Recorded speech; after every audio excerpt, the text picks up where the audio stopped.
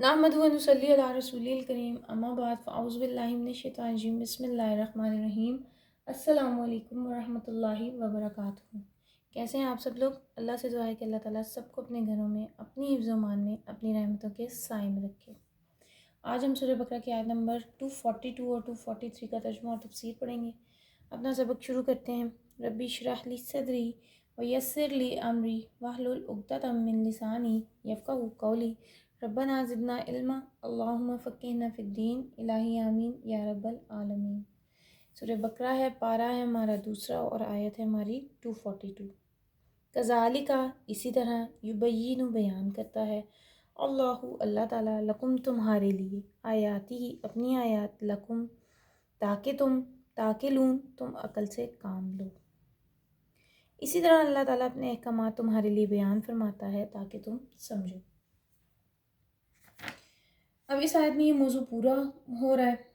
क्या आपका दिल ये गवाही देता है कि जिस खूबसूरत तरीके से अल्लाह रब्बुल इज़्ज़त ने तलाक, इद्दत, रज़ात और इन हक़ूक़ को पेश किया है, इस तरह कोई और नहीं पेश कर सकता? Isn't true? बस इसी पर रखें अपने दिल को कि अल्लाह ताला ये जो हक़दारों को हक़ दे सकता है और जुल्म सितम से बचा सकता है।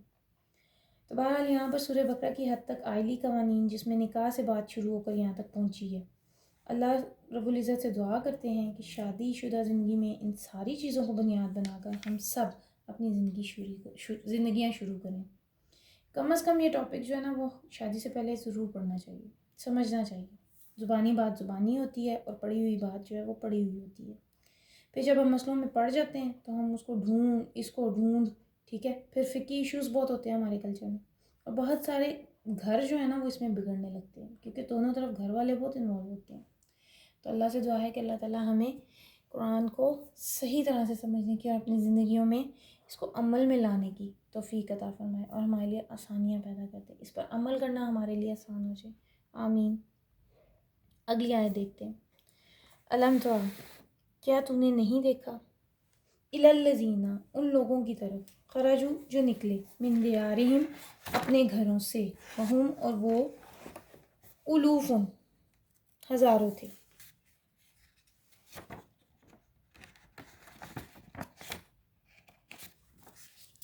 हज़रल मौत मौत के डर से, फ़क़ाल लहुम तो कहा इनके लिए, अल्लाहु अल्लाह ताला ने, मूतू मर जाओ, सुम्मा फिर, अहयाहुम जिंदा कर दिया उनको, इन्नल्लाह बेशक अल्लाह ताला, लज़ू अलबत्ता, फ़ज़लिन फ़ज़ल करने वाला है, अलन्नासी लोगों पर, वलाकिन और लेकिन, अक्सर अन्नासी अक्सर लोग, ला यशकुरून नहीं शुक्र अदा करते। भला तुमने उन लोगों को नहीं देखा जो शुमार में हज़ारों ही थे और मौत के डर से अपने घरों से निकल भागे थे, तो उनको हुक्म दिया कि मर जाओ, फिर उनको ज़िंदा भी कर दिया। कुछ शक नहीं कि अल्लाह ताला लोगों पर मेहरबानी करता है, लेकिन अक्सर लोग शुक्र अदा नहीं करते। अब यहाँ से बिल्कुल ही मुख्तलिफ मौजू है। आप कह लें कि इससे पीछे की आयत तकरीबन हमने 26-27 आयत जो पढ़ी हैं वो सारी घरेलू ज़िंदगी से मुतल्लिक थी, आइली ज़िंदगी, अंदर के निज़ाम की। ये आयत जो है ना आउटडोर की है। अगर आप इसका पीछे से रब्त जोड़ लें तो जो अहकामात हम देख रहे हैं 163 से शुरू हुए थे, ठीक है, और मुख्तलिफ तरह से अल्लाह रब्बुल इज़्ज़त से ताल्लुक़ के बाद इक़साम बिर में जहाद, इन्फाक और घरेलू ज़िंदगी के मामलात का यहाँ तक मामला चल रहा था। यहाँ अब वक्त आ गया था कि मुसलमानों को ज़हनी तौर पर तैयार करने का, और इस बात के लिए जो अब आगे उनके साथ पेश आने वाली है उसके लिए उनको तैयार किया जाए, ठीक है। मैंने पहले भी बताया था कि सूरह बकरा जो वो मन्नी दौर के बिल्कुल शुरू में नाजिल हुई थी। इससे पहले 13 साल तक मुसलमान मक्का में जुल्म सितम, बर्बरियत और परसिक्यूशन जो है, फितने, इस्लाम की वजह से मारे खाने का शिकार रहे। और जब भी कभी किसी ने आकर अगर अल्लाह के नबी सल्लल्लाहु अलैहि वसल्लम से ये पूछा कि मता नसरुल्लाह, अल्लाह की मदद कब आएगी, और कभी किसी जैसे हज़रत अली रज़ी अल्लाह अन्हु, हज़रत हमज़ा रज़ी अल्लाह अन्हु, जिन्होंने बाद में बहुत ही ज़्यादा बहादुरी के जौहर भी दिखाए, उन्होंने भी तो आकर पूछा ही होगा ना कि अल्लाह के नबी ज़रा इनको मज़ा चखाएं, लेकिन वहाँ से फ़ेक हुक्म था, कुफू आई दी। और वो आयत हम पढ़ेंगे सूरह निसा में। अभी हाथ रोक के रखो। तो पता क्या चला कि जब तक तैयारी पूरी ना हो ना, टीम पूरी ना हो, अंसारुल्लाह और वो अल्लाह के रास्ते के मुजाहिद ही तैयार नहीं थे, जिनकी बुनियाद पर एक लीडर बहुत बड़े काम कर लेता है, तो फिर खुद को हलाकत में डालना है, ठीक है। लेकिन اب کیا ہوا؟ پہلا کام ہو گیا تھا 13 سال کے ظلم و ستم سے، کیونکہ جب بھی ہم پر کوئی مشکلات تکلیفیں آتی ہیں نا، ہمارا تعلق اللہ سے مزید جڑتا ہے۔ دوسری بات، مکی دور کا نازل شدہ قرآن، یعنی 13 سال تک جو قرآن مکہ میں نازل ہوا، جو کہ تقریباً 2/3 ہے، ٹھیک ہے، آج بھی اس میں اللہ سے تعلق، رسول کا مقام، پہلی بات صحابہ کو مشکلات کی جو ہے نا وہ چکی میں پیس کر اللہ تعالیٰ کے قریب کر دیا گیا تھا، ٹھیک ہے۔ صحابہ جو وہ مشکلات کی چکی میں اچھی طرح پیس کر اللہ کے قریب ہو گئے ہوئے تھے۔ اور دوسری یہ کہ اس دور میں جتنے بھی قرآن پاک نازل ہوا تھا وہ سارے کا سارا انسان کی کریکٹر بلڈنگ پر تھا۔ للہیت کیسے آتی ہے، اللہ کے لیے جینا مرنا کیا ہوتا ہے، ٹھیک ہے۔ رسول ایک لیڈر بھی ہے اور ایک حاکم بھی ہے، عربی بھی ہے، ایک استاد مربی بھی ہے، ایک استاد بھی ہے، ایک مزکی بھی ہے، ٹھیک ہے۔ یہ سب باتیں سمجھ آ گئیں۔ اور تیسری بات پھر کرتے ہوئے، یعنی کہ پھر جو مرضی ہے کرو، لیکن پھر آخرت میں جو تمہارے ساتھ ہوگا نا اس کے ذمہ دار تم خود ہو، ٹھیک۔ یعنی کہ اللہ تعالیٰ نے پہلے ساری باتیں بتا دی، انسان کی کریکٹر بلڈنگ کے لیے بھی آیات جو ہیں وہ اللہ تعالیٰ نے نازل کر دی، اور تیسری بات کرتے ہوئے کیا بات کر دی کہ اس کے بعد تمہاری مرضی کہ تم دنیا میں کیا کرتے ہو، لیکن پھر جو تمہارے ساتھ آخرت میں ہونا ہے اس کے ذمہ دار تم خود ہوگے، ٹھیک ہے۔ یہ تین باتیں جو تھیں نا، انہوں نے صحابہ کرام کو انہم بنیان مرصوص بنا دیا تھا، ٹھیک ہے۔ تیسرا گیل اس میں ٹھونکا ہجرت سے۔ یاد رکھیں جب تک آپ اللہ کے راستے میں من پسند چیزیں نہیں چھوڑیں گے نا، آپ جمیں گے نہیں۔ یہ بالکل ایسے ہی ہے جب کسی بلڈنگ کی بنیاد جب پڑتی ہے نا تو کوٹ کوٹ کر اس میں روڑی بجری ڈالی جاتی ہے۔ تو بہرحال اب یہاں سے مدنی دور شروع ہونے والا تھا، مسلمانوں کو اس دور کے لیے ذہنی طور پر تیار بھی کیا جا رہا تھا کہ اب تمہارا مدنی دور جو ہے نا وہ ڈیفرنٹ ہوگا مکی دور سے۔ تو بس کہہ لیں کہ اللہ رب العزت نے یہاں ایک محبت کا اظہار کیا ہے، آنے والے وقت کو چیلنجز کے لیے مسلمانوں کو تیار کیا جا رہا ہے۔ گو کہ ہم اس وقت ہم آئے جو 243 پر ہیں، لیکن جو میں آپ کو باتیں بتا رہی ہوں نا یہ اگلے پورے 2 رکوع کا خلاصہ ہے۔ تقریباً 12 آیتیں ہیں جو ہیں اس میں، اور جو واقعات ہم پڑھنے لگے ہیں آپ کہہ لیں کہ ان واقعات اور جنگوں کا تذکرہ اب آ رہا ہے نا، جن کی حیثیت بنی اسرائیل کے اعتبار سے غزوہ بدر کی تھی۔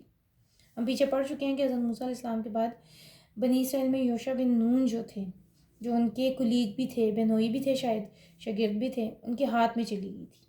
یعنی حضرت موسیٰ علیہ السلام کے بعد جو نئے نبی آئے تھے نا وہ یوشع بن نون تھے، جن کو موسیٰ علیہ السلام کی زندگی میں ہی ٹریننگ دی گئی تھی، اور یہ ینگ خون تھا، ینگ لڑتا، ان کی لیڈرشپ میں جہاد اور قتال کا سلسلہ شروع ہوا تھا، اور فلسطین یعنی بیت المقدس بھی فتح ہوا تھا۔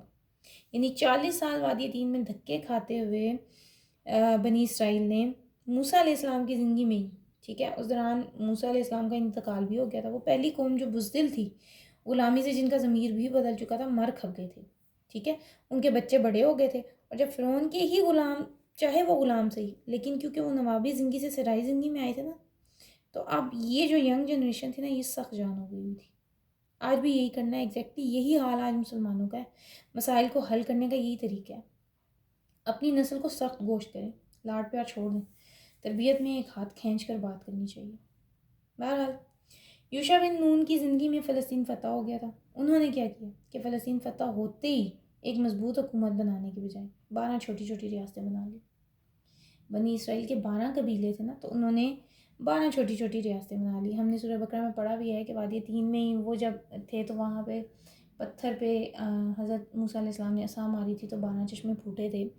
تو بہرحال اسی طرح کیونکہ ان کے 12 قبیلے تھے تو فلسطین فتح ہوتے ہی انہوں نے وہاں پر ایک مضبوط حکومت بنانے کے بجائے 12 چھوٹی چھوٹی ریاستیں بنا لی تھی، کیونکہ اس وقت تک یہ 12 قبیلے تھے، اور جب 12 حکومتیں بنی تو سب بڑے بن گئے، 12 لیڈر بھی بن گئے، اور سب لیڈروں کا شوق بھی پورا ہو گیا بڑا بننے کا۔ کیا ہوا؟ آپس میں لڑتے لے، لیکن 300 برس کے بعد یہ صورتحال ہو گئی کہ آپس میں لڑ لڑ کر ان کی بالکل عزت ختم ہو گئی تھی، دنیا ان پر تنگ ہو گئی تھی۔ اور جب مسلمان ایک فرقہ، ایک گروہ، ایک جماعت، ایک ملک، جس کو بھی کہہ لیں آپ، آپس میں لڑے گا نا تو اس کا نہ چاہتے ہوئے بھی ایک فائدہ آس پاس کے کافی ملک ضرور اٹھائیں گے۔ اس دور میں بھی بنی اسرائیل کے ساتھ یہی ہوا، مشرک قوموں نے ان کی اینٹ سے اینٹ بجا دی، بہت ساروں کو ان کے گھروں سے، ان کے ملکوں سے نکال دیا۔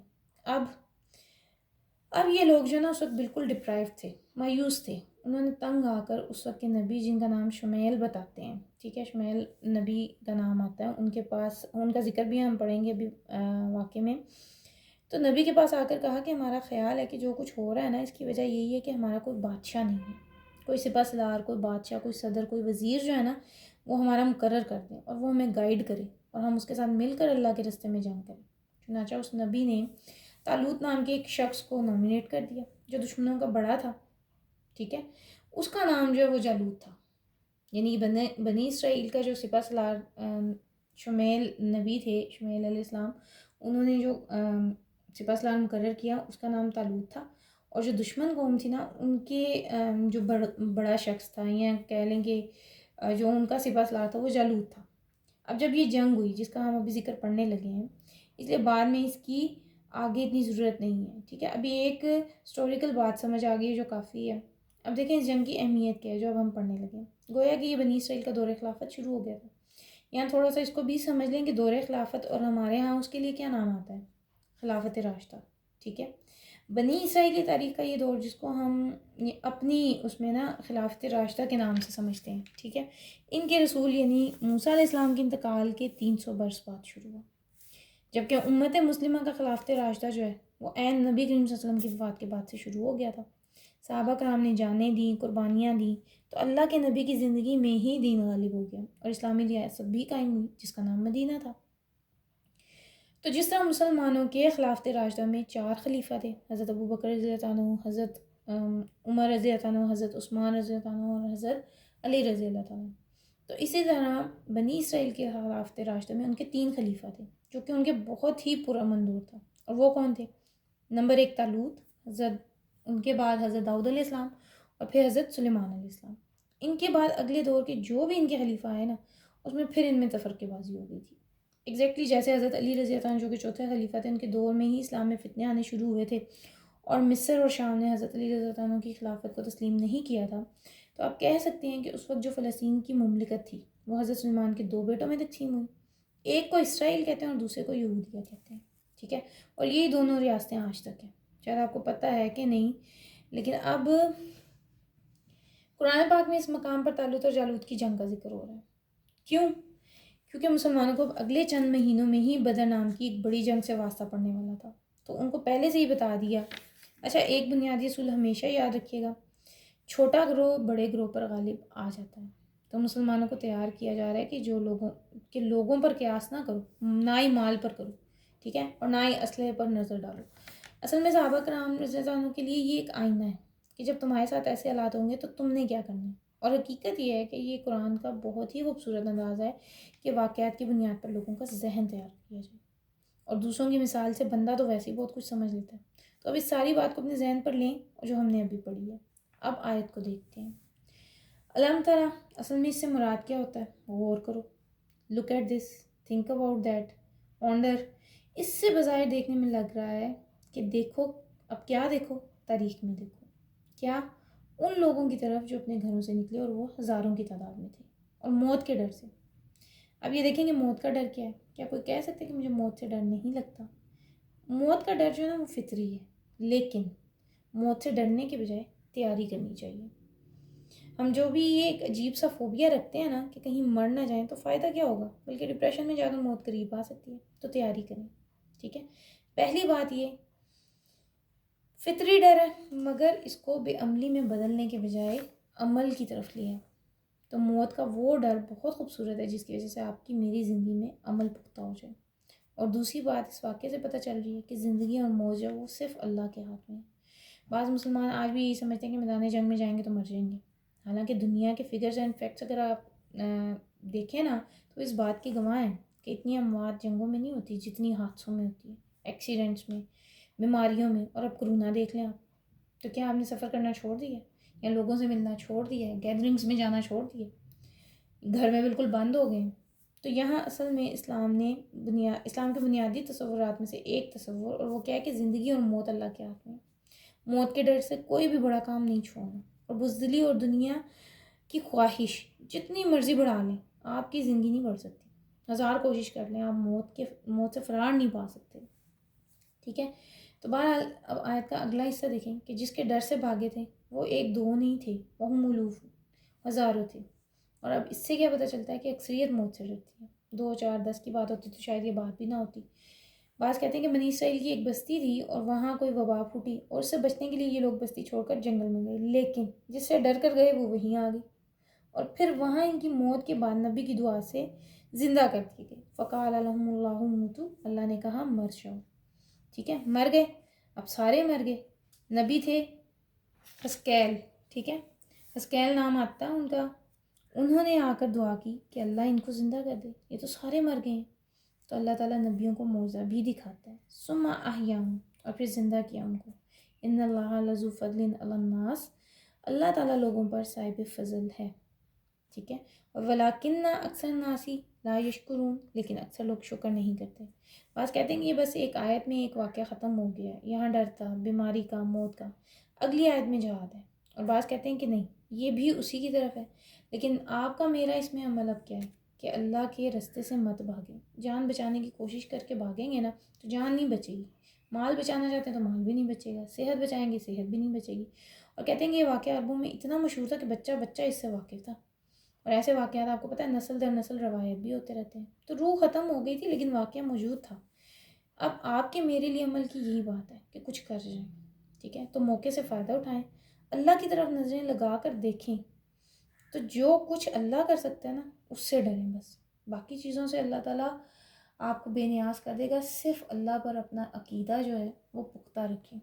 آپ کو پتہ ہے قرآن کا جو مین ٹاپک ہے نا، جو قرآن کا کہہ لیں کسی بھی کتاب کو جب لکھا جاتا ہے تو اس کے اوپر کوئی ٹاپک بھی ہوتا ہے نا، یعنی کسی مرکزی نقطہ یا کسی پوائنٹ کو مد نظر رکھتے ہوئے جو وہ کتاب لکھی جاتی ہے، تو قرآن جو ہے نا اس کا جو مین وہ ہے نا وہ ہے بنی نوع انسان کی ہدایت، ٹھیک ہے، اس کا جو مین ٹاپک ہے نا وہ یہی ہے کہ انسان کی ہدایت، اور اس میں 3 ہی باتیں جو ہیں وہ بار بار واقعات سے احکامات سے سمجھائی جا رہی ہیں، ایک توحید ہے، ایک رسالت ہے، اور تیسرا آخرت ہے، ٹھیک ہے، اور یہ تینوں عقیدے جو ہیں یہ ہمارے ایمان کا حصہ ہیں، اور ان پر پختہ ایمان کے بغیر ہمارا ایمان جو ہے وہ مکمل نہیں ہوتا، ٹھیک ہے۔